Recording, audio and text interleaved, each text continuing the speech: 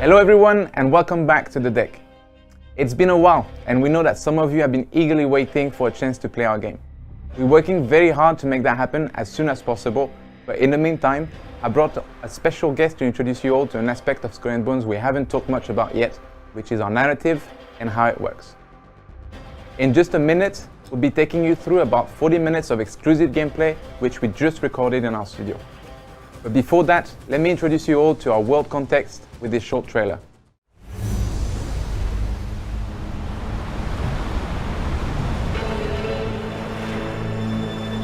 The end of the 17th century, when ruthless corporations ruled the seas with an iron fist. They ignited a battle for global supremacy to dominate the world's most valuable trade routes. A flood of exotic goods from the Indian Ocean stormed the West, creating new addictions and a violent race for control. And where there's blood, there are predators. Labelled as enemies of all mankind, this new breed of pirates will show no mercy.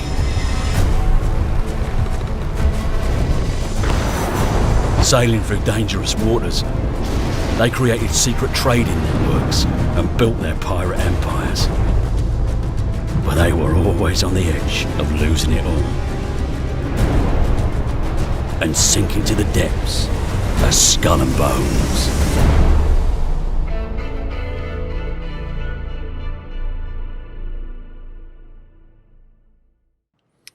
All right, welcome back. I hope you all enjoyed this little introduction to our world context. I'm here today with Joel. Hi, Joel. Hi, Alexi. So Joel is our narrative director. He works on everything narrative for Skull and Bones. And today we're going to be showing you a bit of that. So can you tell us a little bit more about what we're going to show today, Joel? Yeah, we're going to play an investigation, Alexi. And so investigations in Skull and Bones are really a way to tell a story through a series of steps. The player kind of follows a trail of something that they think is going to be interesting and likely going to lead to some kind of treasure or some kind of score. But it also tells a story about our factions and our world. And we do that by finding, for example, messages in bottles, scraps of lost journals, sometimes talking to different characters in the world. And through that, we were able to tell a story. All right, cool. So I'm going to pick up the first clue of this investigation. I'm going to read it out and then we'll find out a bit more. We'll talk about it a little bit together. Sure. All hail Queen Alice for the mighty victory over our treasonous brother and King Wenye. The throne of great Ukuta is now fortified against foreign invaders.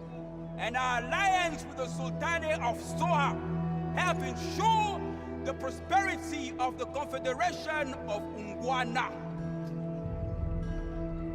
The Queen shall award a bountiful sum for information on or capture of renegade Mwenye, who escaped the sword of justice together with a band of traitors, and made off with the royal crown of Ukuta, rightfully belonging to Queen Alice. The thieves and traitors were seen in several villages within the realm, including Bandar. By royal decree, all heirs and abettors shall be killed. Bless Her Majesty! All right, so that's the first clue. And basically what's happening there is a little bit of a fight between brother and sister. Both of them believe that they're the rightful heir to the throne.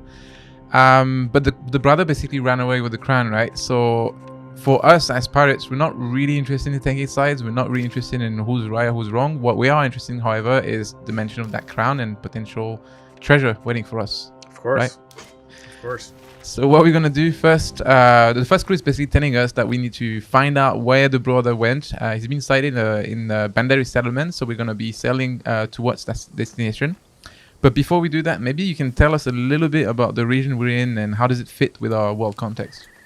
Well, so in the world context, this is the golden age of piracy. And so This game is a historical fiction, and so we're really basing a lot of our choices in the game on being inspired by the region of the Indian Ocean and the factions that can be found there at that time. And during this time period, there is a desire from the West for all the luxurious goods that were discovered here by the West, discovered from their point of view, and and there was a kind of a battle for who would have supremacy over those goods. And of course, that also leads to battles with the local factions, and it's really the mega corporations from the West stealing from the local factions to feed those new addictions in the West. Cool. And so there we see the dawn of the modern economy. Yeah. All right, very cool. Nice little introduction there. So because we know where we're going, it's a bit of a distance to sail. So I've now traveled to another outpost, and maybe you can tell us a bit more about the role of outposts in the game. Yeah, so outposts are really places to explore, find lore. From a narrative point of view, there's always lore to be found in outposts, but more than that, there are also places to trade, to pick up contracts, to cash in contracts, to sometimes pay off factions if you have an aggro with a specific faction. It's also a place you can kind of meet other players and socialize with other players as well, right? Of course. Damn, fully multiplayer. Cool. So now we know that our next destination is going to be that Bannery settlement. I'm going to talk about it a bit later as we get closer to it. But our objective is going to be to plunder that settlement to find the next crew, right? Yes. But for now, as we're sailing, maybe there's more you can tell us about the exact region we're in and the regions of Skull and Bones in general. Yeah, so we're in the coast of Africa region here, and as you can see from the landscape, it's a bit of a arid landscape compared to some of the others in the game. And here, there's two major factions. There's the Confederation of Iguana, who are really more the local faction who've historically been here. And they're a nomadic faction and quite aggressive faction in terms of the game.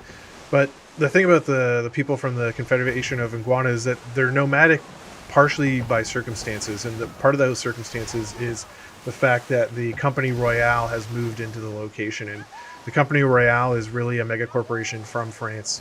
And they're the colonial power who has disrupted the lives of the Confederation of Iguana. And there's a whole backstory and quite a bit of lore that can build up that sort of relationship.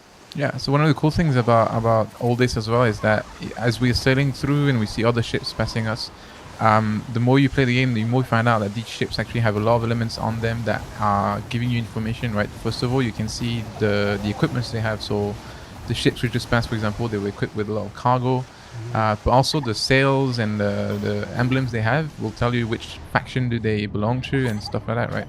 Yeah, of course. So there's visual identifiers. You know, there's all kinds of things that really help bring authenticity to the different factions in the game, whether it's visual, linguistic, you name it. So a lot of work went to like making sure that when you're sailing through the coast of Africa, you feel that you're actually on the coast of Africa. Absolutely. There's also a lot of other elements like the wildlife, the vegetation, all these things that make you really feel like you are actually sailing the coast of Africa, which is very nice. Yeah, and if you want, you can. There is wildlife in the waters that you can be hunted by players, but not with the ships that we're sailing right now. Of course, you know, Skull and Bones has all different kinds of ships, and you're encouraged to use those different ships in different ways. Some are better for combat, some are better for fast navigation, some for carrying large loads.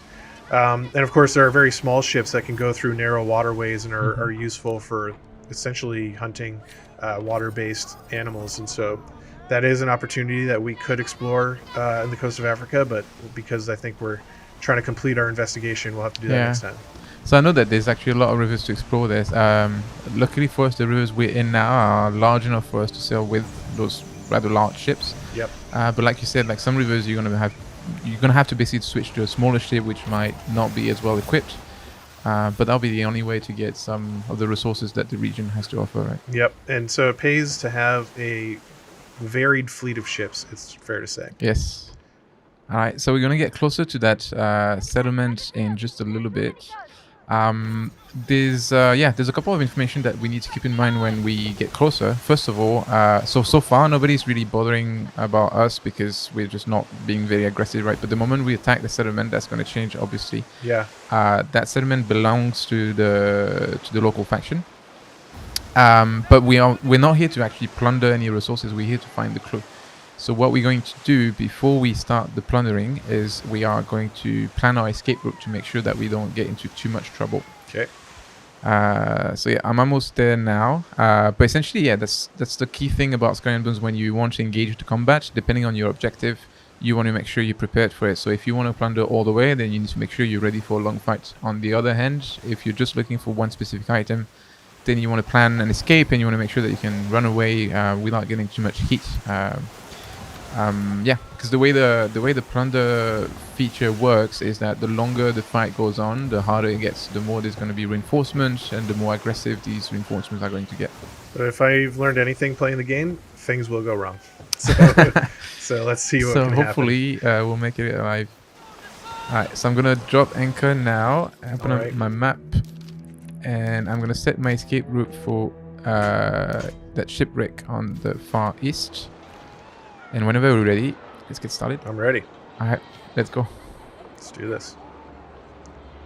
So as you can see here, a bunch of our crew are jumping overboard to essentially enter the settlement and begin the plundering action. And so the fantasy here is as we're out here fighting and holding our ground, they're in the settlement scampering around, you know, stealing whatever they can get their hands on and looking for the thing that in this case we're looking for, which is the next clue in our investigation. And as you can see, those different stops across the top of the screen of what will happen during the plundering action if we survive is they will start sending out what they find while our crew is in there on small ships for us to pick up. So if they do their job right, we will get our clue in the first package. And then we can make our escape. Obviously, the longer the battle goes on, the more at risk we're at here in this kind of confined space. Yeah, but that's also how you get the highest rewards, right? Exactly. So if you can stick it out all the way to the end, of course you're going to plunder a heck of a lot. But as you can see here, we are facing stiff competition. Yeah. So my strategy usually when we plunder settlement is the beginning's pretty chill, I want to say, all things considered. Yep. So what I try to do is I try to damage the tower first before all the big reinforcements come in. But in that case, we're getting a lot of heat from those flamethrowers. Yes, so it's not super chill at the moment, it turns out. And the tower is also, I see that you're taking some heavy hits from the tower. Yeah. And that's the thing, like, depending on the enemy you're facing, obviously you can see that there's different weak spots you can hit for extra damage, but they're also going to have different kind of weapons who might inflict different kind of damage on your ship, so you need to be kind of prepared for that as well. Yes.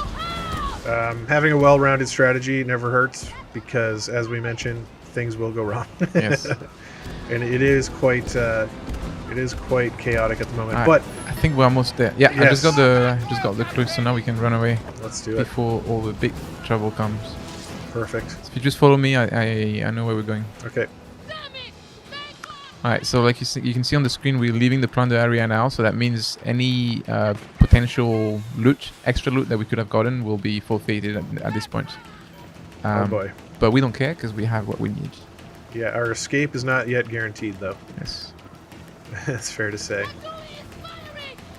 And there's, like you were saying before, there's the Company Royale fighting here with local factions, so you can see some of that conflict happening right here. Yeah, and that's part of the living world of Skull and Bones, and in this case I think it's going to work to our advantage here, because the Confederation of Iguana is going to be sort of torn about who to aggro more, us or the Company Royale.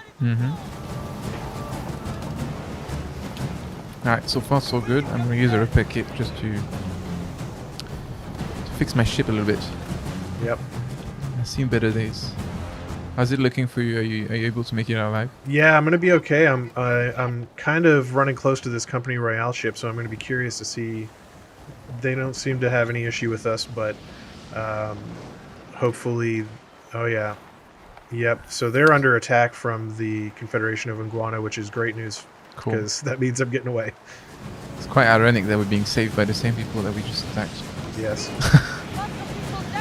But I think it's looking good, man. At least on my side, it's looking like it's gonna get quiet soon. Nice. Passing a shipwreck here. Yeah, there's a lot of flamethrower action behind you. Alright, so I'm gonna drop anchor around here, and I'm gonna start reading the next clue.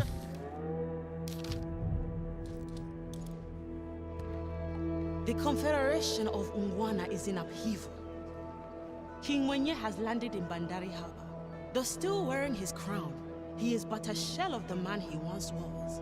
Queen Halisi has taken the throne and strengthened her alliances within the realm. With Unyenye Kevu and desperation, he pleads for help. To see such groveling from royalty grieves me. Halisi's spies are everywhere. Those who do not pledge allegiance are being seized and executed. Prudence is vital. For this reason, I had to turn away the beleaguered king and beseech him to return to Great Ukuta and ask for reconciliation. His sister might be merciful. My pleas fell on deaf ears. Mwenye has disagreed. The dethroned king has departed to gather allies to the north and defy the usurper queen. Undeterred, Mwenye sails towards his fate. May peace be with him. Word goes around that Mwenye's ship has vanished to south of Jiwe settlement. I fear the worst. Lost too, sadly, is the crown of Ukuta. But for the best perhaps, as the usurper queen is cursed to rule without the ancestral crown. Pigo to her tyranny. So yeah, the fight between sister and brother is not looking good, to be honest. It looks like they still they can't find an agreement basically. Yeah. So King Winnie ran away with the crown. The queen, the sister queen is basically destined to rule without a crown. But for our interest, we've been told to look for the next clue at a shipwreck next to Jiwe. So that's where we're going to sail now. All right. The other thing I noticed when I was reading the clue is that there's actually some graphics that you can display that shows the clue written in a language that I don't really understand or can't read. So maybe you can tell us more about this. Yeah, I mean, we are obviously inspired by the people of the region, and so we've worked really closely with historians as well as language and culture experts to make sure that we're being accurate and being taking that inspiration as far as we can in terms of showing the authenticity that comes from the different factions in this region, or I should say from portraying the different factions in this region. Mm-hmm. And yeah, another thing that I like a lot about, talking about regional factions and regional cultures is the shanties. I'm going to play one right now, so maybe you can talk to us a bit more about shanties in the game. Yeah, so the way I see it is we really have 3 different types of shanties in the game. Of course, we have your classic pirate shanties that I think people come to expect, myself included. But we also have some language-specific shanties like we were talking about, some that are not translated and are kept in the language of the local factions, which I think is very cool and really exciting. And in addition to that, we also have certain shanties that are really specific to the world lore of our game. So shanties about the characters in our game, about some of the legendary kingpins, about some of the myths and the overall fantasy of our game. Nice. Very nice. So yeah, as we setting a bit, we can enjoy the different sceneries and changing the lighting as we get closer to nighttime. And one thing I like as well when I'm sailing and there's not too much combat or action going on is taking advantage of the different cameras that we have in our game. So yeah, absolutely. Really I mean, if you take the time to make your ship look awesome, you want to celebrate it when you have a moment, I mean, that's the key thing about a pirate, right? You take pride into making your ship impressive and good looking. Exactly. You just like your hand is going to be encrusted with rings, you also got to have your ship encrusted with cool stuff. Yes. And then the other thing that I find are both quite fun but also very distracting is obviously the world is really big, right? Mm-hmm. And you set sail thinking, okay, I'm gonna go look for something specific, and then as you set sail, you look around and you see one thing interesting, and if you like me, you'll get tempted to find out what it is, and then you lose focus basically, and you get distracted by other things, and then you forget why you were at sea in the first place. But that's all right. We're happy to have players get lost in our world. That's part of the goal, and I think that was part of what it was like to be a pirate, was to see opportunities and seize them in the moment. And so yeah, but in our case, we can't get distracted because our time is limited. We're on a mission. Yes, and I'm now arriving to that shipwreck we were looking for. So I'm just going to get a little closer. drop anchor, and then I'll read the next clue. Great. All right.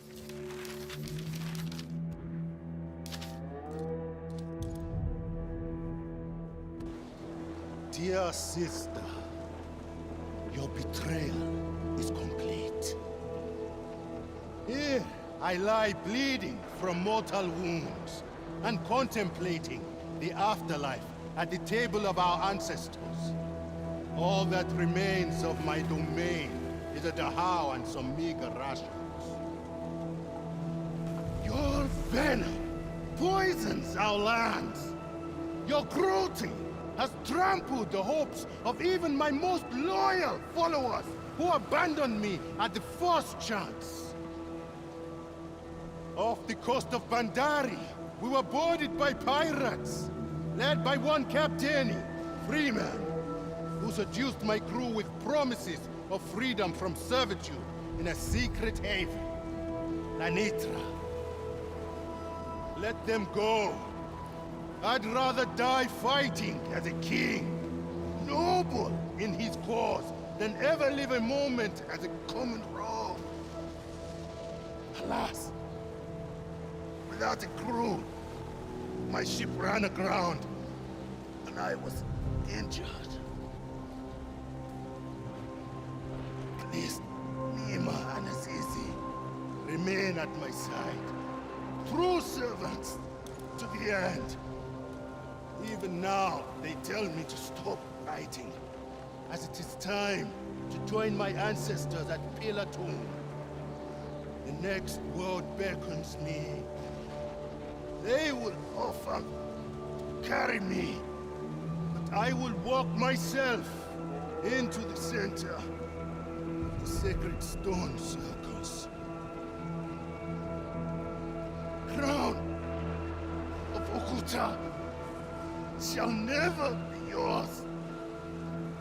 It remains mine until the end of time. Okay, so it looks like the story is taking quite a dramatic turn towards the end. There's a couple of things I've learned from that clue, actually. The first one is, after years of working in that game, I finally found out how to pronounce the how. I didn't know it was pronounced that way.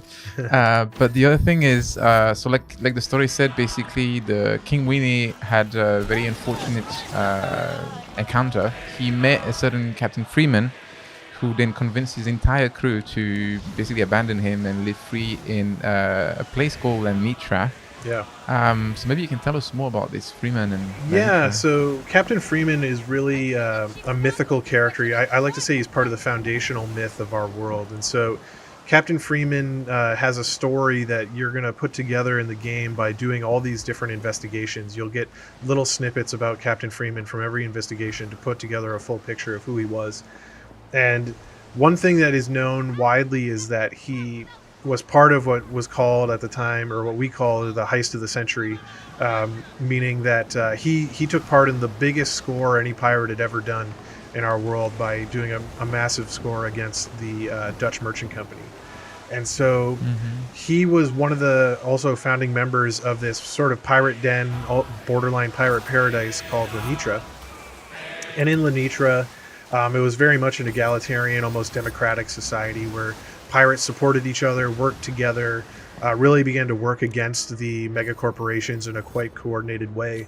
And it included even some of the other characters that we'll meet in our game, like one of our major characters, John Scurlock, for example, was an inhabitant of Lanitra.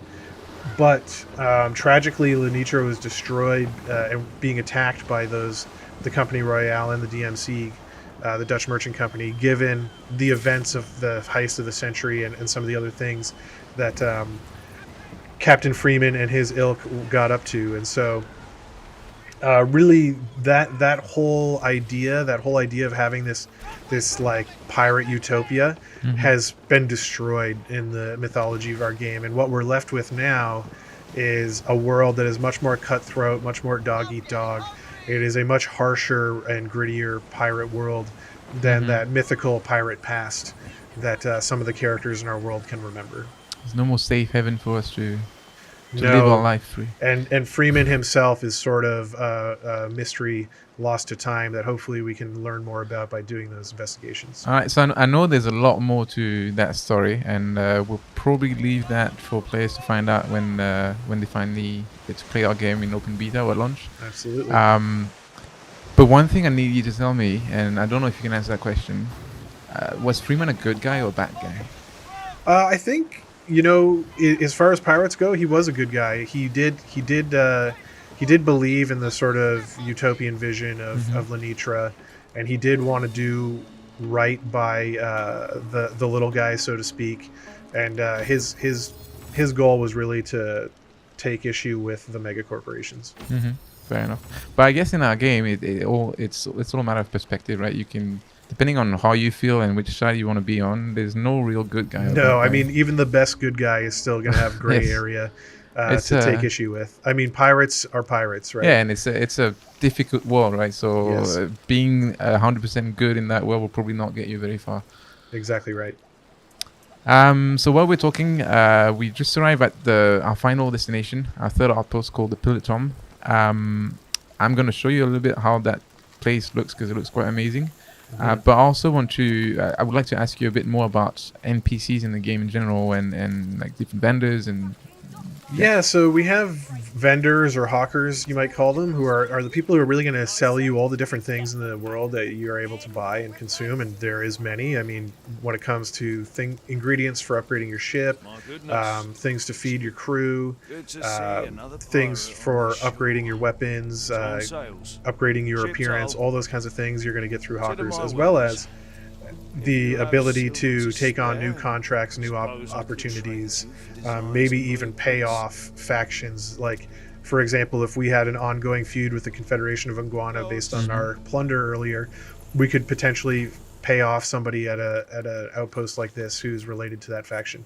But in addition to those characters, we also have pirate kingpins in our world. And so I mentioned John Skurlock a minute ago. He's one of the first pirate kingpins that players are going to meet, and he really stands as an example of the kind of kingpin the player is going to want to become. Cool. So I like that you said he's one of the first, because I know there's more. I know we can't talk about it yet, but I know there's more. And correct me if I'm wrong, but I also believe that when you start engaging with those kingpins, they will look at you based on your reputation. They will look at you based on your actions, and depending on that, you might get different contracts. Absolutely. I mean, the whole world of Skull and Bones is about infamy, and so the player really starts as an outcast, and they want to rise and become an infamous kingpin. And so those contracts and those relationships you're going to build with other kingpins are going to grow and change based on your infamy in the world. And actually, one of the things I'm really proud of is the whole world of Skull and Bones is very reactive. So the actions the player does, the infamy they gain, the player the other characters in the world really recognize it and respond to that. Cool. Another thing I really like about outposts in general is that sometimes you're just walking around, not really sure. You're not necessarily looking for anything specific. In our case, we are looking for something specific. I'm just enjoying the scenery a little bit. But then every now and then you pass by something and you hear weird sounds, and I know that there's a lot of stuff in the game out there, and I've asked around like what's going on, and nobody really knows. Well, there are certainly surprises, treasures, tricks, and everything to be found in these areas, in these outposts, and I will spoil nothing. Yeah, no, and there's a lot to discover. I played the game quite a lot myself, and there's a lot of outposts I still haven't fully explored. So all that being said, I still haven't found this treasure. So from the clue, if I remember correctly, it said that the treasure is buried in a stone circle grave kind of thing. So I'm going to try to find this. Sure. Full spoiler, I actually know where it is, so I know where I'm going, but I'm just going to pretend I don't know, right? Right. But yeah, it's pretty... It can be hard to find if you don't know what you're looking for. Once you know what you're looking for, it's pretty obvious. Yeah, and it's important to pay close attention to the clues, actually, for investigations. Investigations are not meant to be straightforward. They're meant to be something that we have to... There's not going to be a big down marker telling you where to go, so... That's right. Alright, so I think I found the grave now, and I can dig up the treasure chest, so I'll just be waiting for you a little bit, Yep, and then go for we'll it. dig it out. Alright, let's dig it out. I think.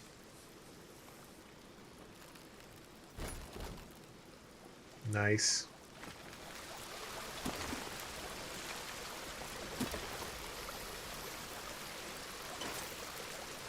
Perfect.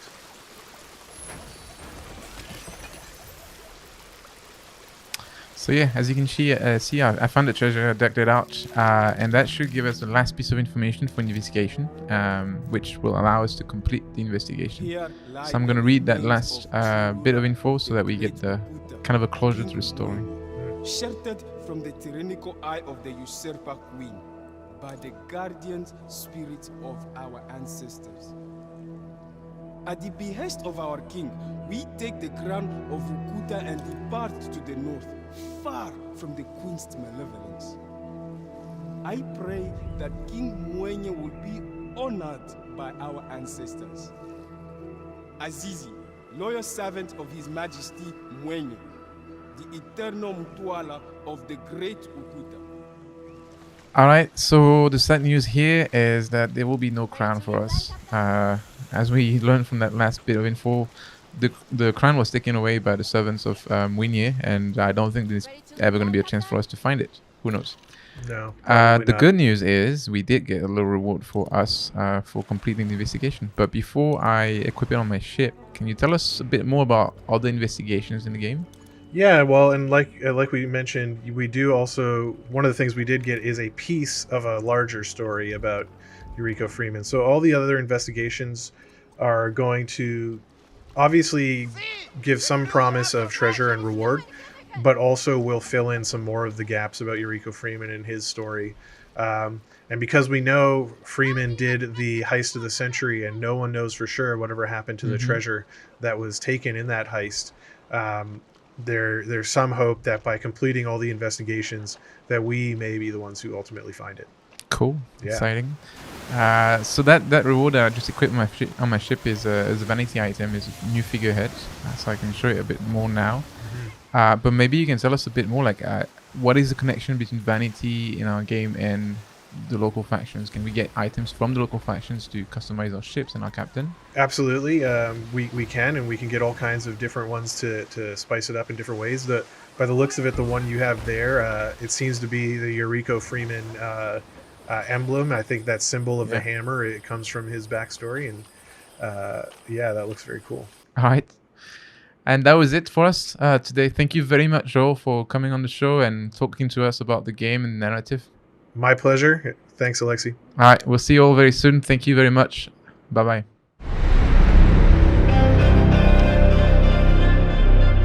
Thanks a lot to all of you for tuning in today and watching our show.